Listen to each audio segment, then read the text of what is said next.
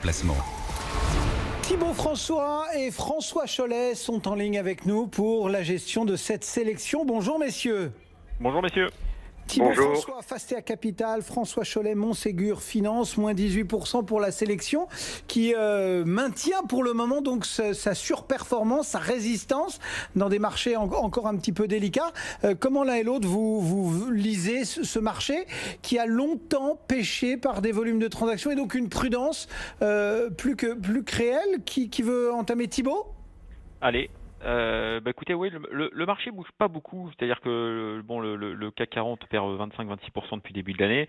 Depuis deux mois, il est dans un range, on va dire 4002, 4006 à peu près sur le marché. On bouge pas beaucoup parce que il n'y a pas de grosses nouvelles sur le marché depuis 2 mois. Donc il y a eu l'impact sanitaire bien entendu, les banques centrales qui sont intervenues et aujourd'hui on n'a pas de grosses news qui nous permettent de sortir par le haut, par le bas sur le marché, et donc on a plutôt des news microéconomiques et donc les publications du premier trimestre qui sont tombées, qui ont permis de faire quelques arbitrages dans la sélection.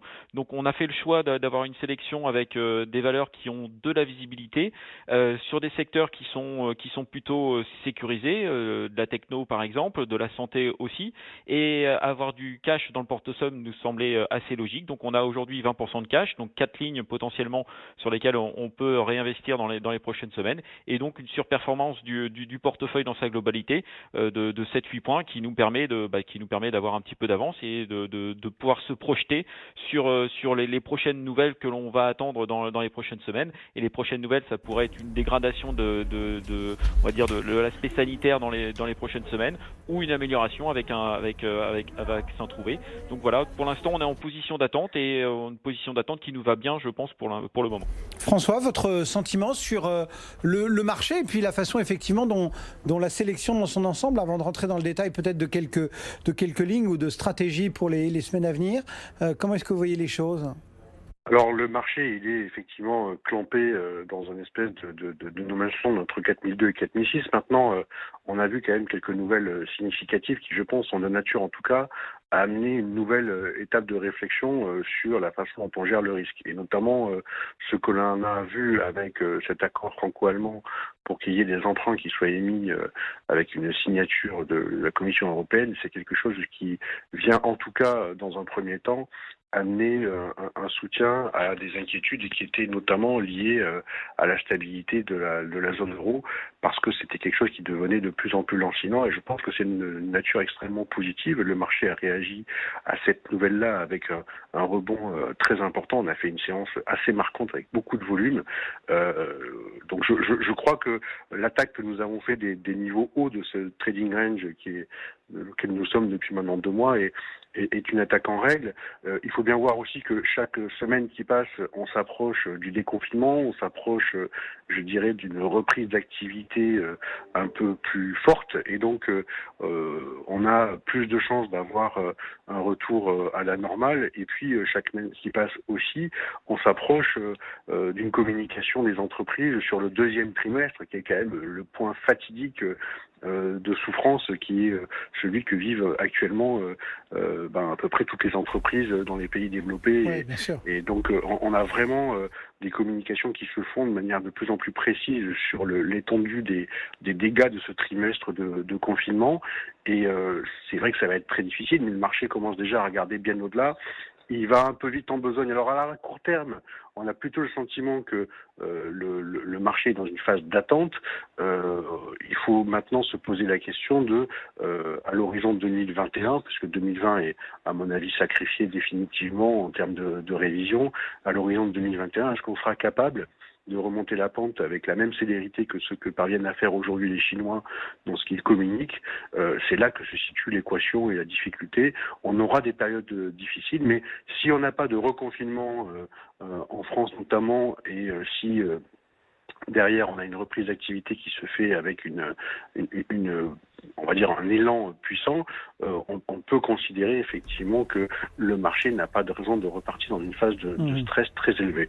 Voilà, donc on est toujours dans cette phase-là, mais moi je ne serais pas surpris au-delà de encore quelques semaines, on puisse envisager d'aller tester des niveaux un petit peu plus hauts sur les indices. Un petit mot quand même aussi, vous l'avez rapidement évoqué Thibaut, mais c'est important que les auditeurs qui suivent cette sélection comprennent bien votre stratégie sur la liquidité que vous avez choisi de conserver. 4 lignes disponibles sur les 20 que compte par principe ce portefeuille. C'est un vrai choix stratégique ? Oui, garder 20% de cash, c'est un vrai choix stratégique. On n'a pas forcément beaucoup de visibilité, et François en parlait à l'instant. Pour l'instant, le T2, on sait qu'il va être pire que le T1, c'est évident. Maintenant, est-ce que le marché va repartir très vite derrière sur le troisième trimestre, où il va être, on va dire, ça va être plus pondéré avec le quatrième trimestre et le premier trimestre 2021. Donc ça fait partie des grandes questions que l'on a. Le marché reste encore très volatile, donc avoir un coussin de sécurité et avoir quelques lignes de cash disponibles en cas de chute sur quelques jours de certaines valeurs nous permettra de rentrer plus facilement dans le marché. Il faut toujours avoir un petit peu de liquidité dans des périodes d'incertitude, et c'est vrai qu'aujourd'hui on est plutôt très à l'aise avec 20% de cash. Tout à l'heure, Nicolas Chéron nous disait peut-être privilégier des grands noms en ce moment plutôt que des mid-cap ou des secteurs bien définis comme celui de la santé, etc. Comment est-ce que vous voyez les choses justement quand vous vous dites, François, avec ces 4 lignes disponibles, quelle est la typologie de valeur, que vous avez plutôt dans votre scope ? Alors le portefeuille jusqu'à présent a été assez balancé depuis la création entre différents styles, notamment croissance et plutôt, on va dire, des valeurs, on va dire, de qualité ou défensive.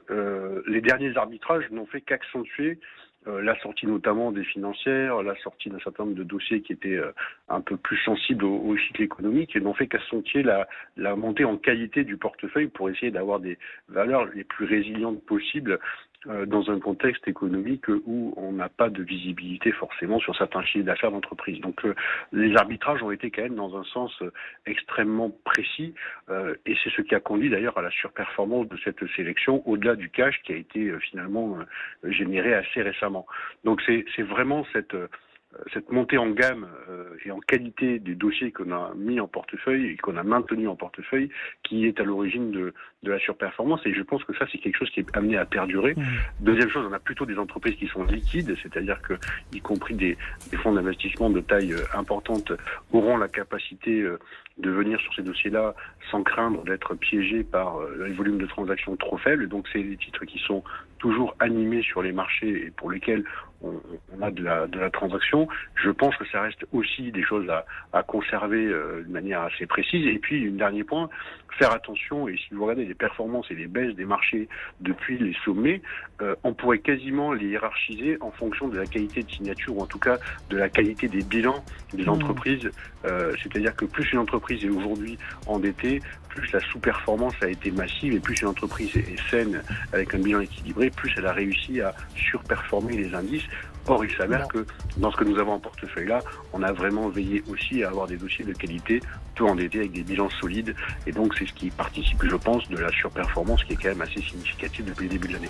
François Chollet, Montségur Finance, Thibaut François, depuis Fastea Capital, gérait cette semaine cette sélection Intégrale Place. Et dans un instant, vous retrouverez l'orage, toute l'actu du jour avec Edwige.